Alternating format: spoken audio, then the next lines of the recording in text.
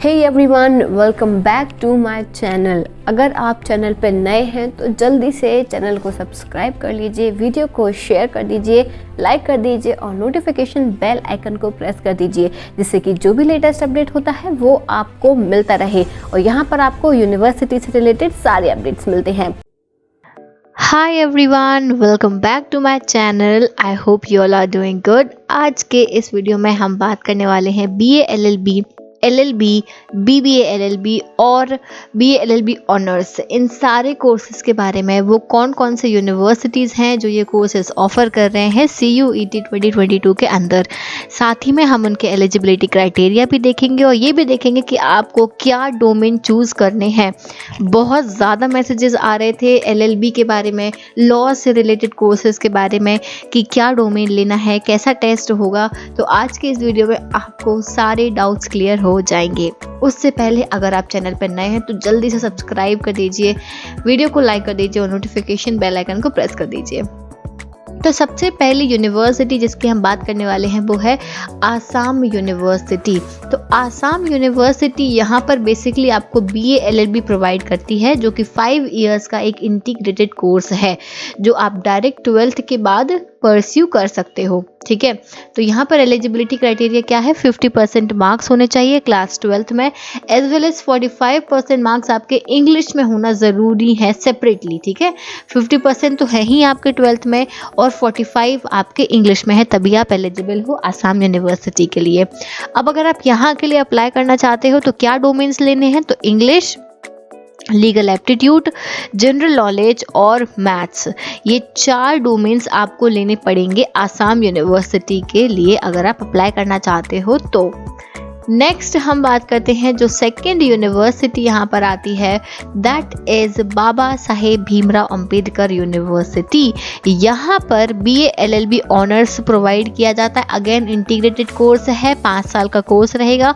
12th के बाद directly आप एलिजिबल हो जाते हो। 50% मार्क्स होने चाहिए आपके क्लास 12th में और 45% मार्क्स होने चाहिए SC ST PWD कैटेगरी वाले को। ठीक है, तो जनरल और OBC और EWS के लिए 50% मार्क्स है, बाकी SC ST OB और PWD के लिए 45% मार्क्स फ्रॉम रिकॉग्नाइज्ड बोर्ड। अब आते हैं डोमेन्स पर। तो डोमेन्स पर देखो, यहाँ पर इतने डोमेन्स में से आप कोई भी एक डोमेन चूज कर सकते हो। ठीक है, legal studies, computer science, economics, geography, history, political science, इनमें से आप कोई भी एक डोमेन लेकर एग्जाम दे सकते हो। सारे नहीं लेने हैं, एनीवन, ध्यान रखना, कोई भी एक इनमें से आप डोमेन चूज करके टेस्ट दे सकते हो बाबा साहेब भीमराव अंबेडकर यूनिवर्सिटी के लिए। क्लियर है। नेक्स्ट यूनिवर्सिटी की बात कर लेते हैं, वो है बनारस हिंदू यूनिवर्सिटी। यहाँ पर आपको बीए एलएलबी ऑफर किया जाता है। 5 साल का इंटीग्रेटेड कोर्स है। एलिजिबिलिटी क्राइटेरिया 10+2 होना चाहिए in any stream from recognised board और ओपन स्कूल या फिर आपने ओपन यूनिवर्सिटी से पढ़ाई की है तो आप यहाँ पर एलिजिबल नहीं होते हो। ध्यान रखिएगा, ओपन स्कूल वाले यहाँ पर, ओपन यूनिवर्सिटी या स्कूल वाले यहाँ पर अलाउड नहीं है।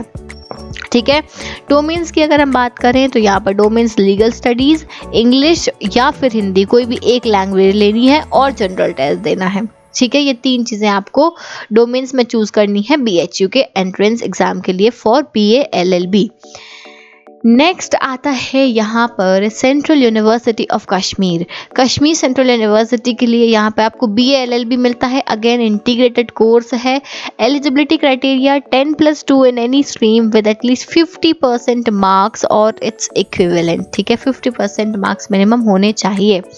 ओपन यूनिवर्सिटी की और ये स्कूल वाले अलाउड यहाँ पर भी नहीं है। डोमेन्स क्या चाहिए, जनरल टेस्ट, सिर्फ general test, section 3 general test बस आपको चूज करना है और कोई भी टेस्ट नहीं देना है कश्मीर यूनिवर्सिटी के लिए। ठीक है, नेक्स्ट यूनिवर्सिटी आती है यहाँ पर central university of south Bihar. तो ये आपको BA LLB ऑफर करती है 5 साल का। एलिजिबिलिटी क्राइटेरिया क्या है, 10+2 इन any stream with at least 45% for general OBC and EWS and 40% marks होने चाहिए SC ST PWD कैटेगरी के लिए। क्लियर है एलिजिबिलिटी क्राइटेरिया। डोमेन्स क्या क्या लेने हैं, इस पर बहुत ध्यान से सुनेंगे, बहुत अच्छे से सुन लेना। सेक्शन 1A सिर्फ इंग्लिश। ठीक है, लैंग्वेज में आपको सिर्फ और सिर्फ इंग्लिश ही डालना है। सेक्शन 2 होता है जिसमें आपको डोमेन सिलेक्ट करने होते हैं। तो यहाँ पर अगर आप कॉमर्स स्ट्रीम से हैं तो आप लेंगे legal study, accountancy, business study और इकोनॉमिक्स, ये चारों सब्जेक्ट। अगर आप 12th में आर्ट स्ट्रीम से हो, आर्ट्स से हो, तो आपको legal studies, history, political science और इकोनॉमिक्स लेना है। अगर आप साइंस स्ट्रीम के स्टूडेंट हो तो आपको लीगल स्टडीज़, फिजिक्स, केमिस्ट्री और बायोलॉजी और मैथमेटिक्स में से कोई भी एक लेना है जो भी आपका 12th में था। समझ में आ गया? कॉमर्स के लिए अलग है, आर्ट्स के लिए अलग है और साइंस स्ट्रीम के लिए अलग डोमेन है। क्लियर है? और सेक्शन 3 जनरल टेस्ट सभी को देना कंपलसरी है। तो इंग्लिश और जनरल टेस्ट सबको देना है और फिर अपनी स्ट्रीम के हिसाब से सब्जेक्ट चूज कर लेने हैं। This is only for central university of south Bihar, don't get confused. Next हम आ जाते हैं डॉक्टर हरि सिंह गौर सेंट्रल यूनिवर्सिटी। यहाँ पर आपको BA LLB और LLB दोनों ऑफर करा जाता है।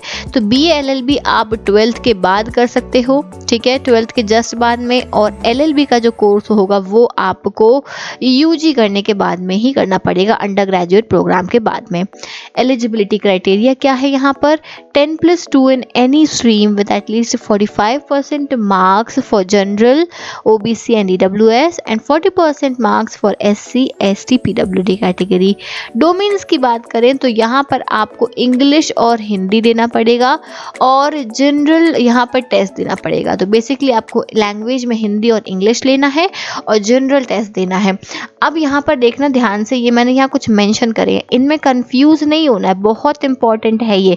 टेस्ट आपको जनरल टेस्ट ही देना है, लेकिन पूछा क्या जाएगा जनरल टेस्ट में वो यहाँ दिया हुआ है। बेसिकली आपको इंडिया की history, Indian culture, geography, Indian polity, current national issues and topics of social relevance, Indian economy, international affairs, science and technology, communication and space.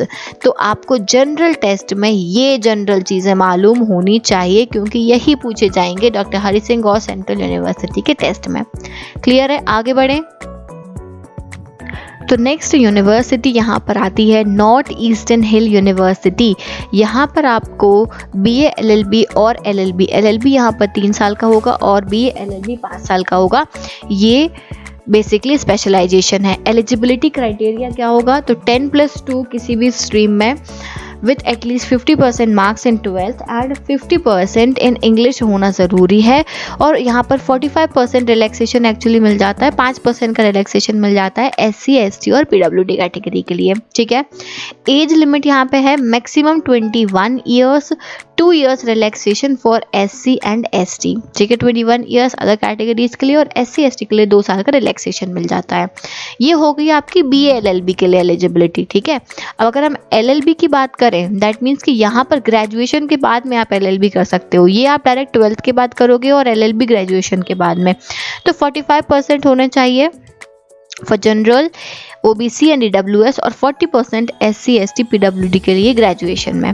Domains क्या लेने हैं? ओनली जनरल टेस्ट, कुछ नहीं देना है, सिर्फ जनरल टेस्ट देना है आपको इस यूनिवर्सिटी के लिए। क्लियर है? नेक्स्ट आता है यहाँ पर Rajiv Gandhi university.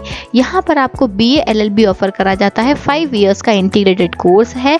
Eligibility criteria होगा 10+2, बस पास होना चाहिए। कितने नंबर हैं, क्या सब्जेक्ट है, कोई मतलब नहीं है, सिर्फ पास होना चाहिए आपका रिकॉग्नाइज्ड बोर्ड से। डोमेन्स क्या क्या लेने हैं? तो यहाँ पर डोमेन्स ज़्यादा है। लैंग्वेज में इंग्लिश लेना है, फिर डोमेन्स में आपको पॉलिटिकल साइंस, सोशियोलॉजी, हिस्ट्री और कंसर्न लॉ सब्जेक्ट्स लेने पड़ेंगे, ठीक है। तो ये आपको इतने डोमेन्स यहाँ पर राजीव गांधी यूनिवर्सिटी के लिए चूज करने हैं। नेक्स्ट आता है यूनिवर्सिटी ऑफ इलाहाबाद। ये यूनिवर्सिटी में यहाँ आपको अगेन इंटीग्रेटेड कोर्स ऑफर करा जाता है BA LLB। एलिजिबिलिटी क्राइटेरिया क्या है? 10+2 पास होना चाहिए, आर्ट, साइंस, कॉमर्स किसी भी स्ट्रीम से। 45% मार्क्स होने चाहिए जनरल में, 42 in case of OBC category and 40% in SC and ST category. Domains क्या लेंगे आप? लीगल स्टडीज और लीगल एप्टीट्यूड, बस ये 2 डोमेन्स आपको यहाँ पर चूज करने हैं। इनका डिटेल्ड सिलेबस ऑलरेडी NTA ने दे रखा है, जितना भी लीगल स्टडीज और लीगल एप्टीट्यूड के अंदर क्या पढ़ना है, तो वो सिलेबस आप देख लेना। इसके बाद में अगर हम अदर यूनिवर्सिटीज़ की बात करें, अभी हमने सेंट्रल यूनिवर्सिटीज़ की बात करी थी, अभी ये है कुछ स्टेट यूनिवर्सिटीज़ और प्राइवेट यूनिवर्सिटीज़। उसमें पहली आती है BML मंजुल यूनिवर्सिटी। ये आपको BBA LLB और BA LLB ऑफर करती है, जिसके लिए आपको सिर्फ जनरल टेस्ट देना है। फिर गलगोटियाज यूनिवर्सिटी, ये आपको BBA LLB, BA LLB और LLB ये तीनों कोर्सेज ऑफर करती है और इसके लिए आपको English as a domain choose करना पड़ेगा। इसके बाद में IIMT यूनिवर्सिटी आपको LLB और इंटीग्रेटेड LLB ऑफर करता है।